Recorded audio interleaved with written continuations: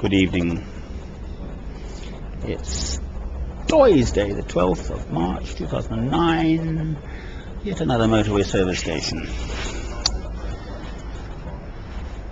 Cheshire, England. Lord, now lettest thou thy servant depart in peace, for mine eyes hath seen thy salvation, which you have prepared in the sight of all people, a light for revelation to the Gentiles, and for glory to your people Israel. This is continuing John chapter 1, so this morning was just the first passage of the word. This is the rest of it. There came a man who was sent from God. His name was John. He came as a witness to testify concerning that light, so that through him all men might believe. He himself was not the light. He came only as a witness to the light. The true light that gives light to every man was coming into the world. He was in the world, and though the world was made through him, the world did not recognize him. He came to that which was his own, but his own did not receive him.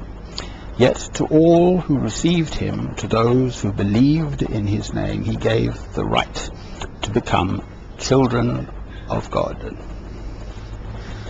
Children born not of natural descent, nor of human decision or a husband's will, but born of God.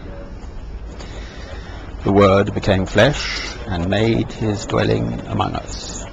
We have seen his glory, the glory of the one and only, who came from the Father, full of grace and truth. John testifies concerning him. He cries out, saying, "This was he of whom I said, he who comes after me has surpassed me, because he was before me."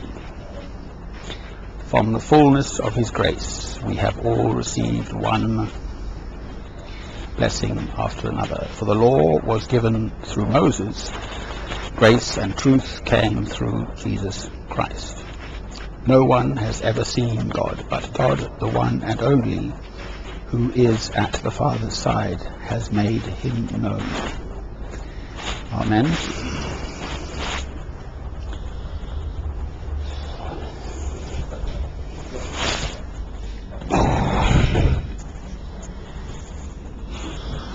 This is John writing. This is the Gospel of John. So John was the one whom Christ loved.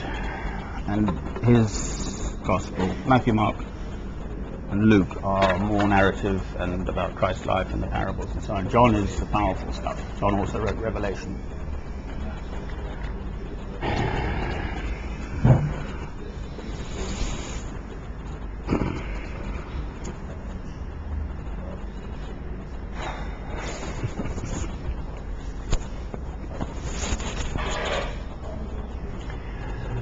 I was actually heading south, believe it or not. I was at Hilton Park motorway service station, which is by Walsall, by Birmingham.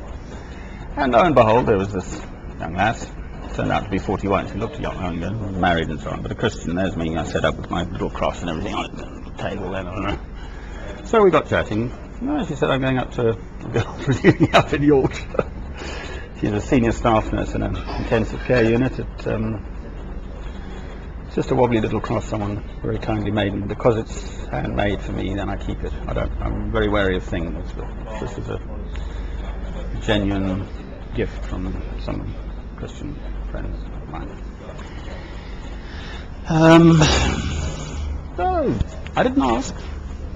We got chatting, she said, "I'm up to my girls." Okay, so I don't mind where I am, quite frankly. I've been all around the world, and as long as I can set up on this thing somewhere, and I've got the internet here and so on, that's fine.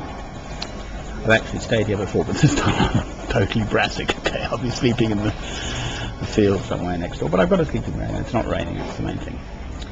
Anyway, very sweet of her. I generally don't hitch. I try to hitch on a £5 a day basis. One doesn't expect women to stop, quite frankly, but she saw me in the service station and she offered, so I said okay. So instead of going south down to London, the big slope, I'm going north. Never mind. Talk continues. I love you, my Lord, with all my heart and all my soul and all my mind.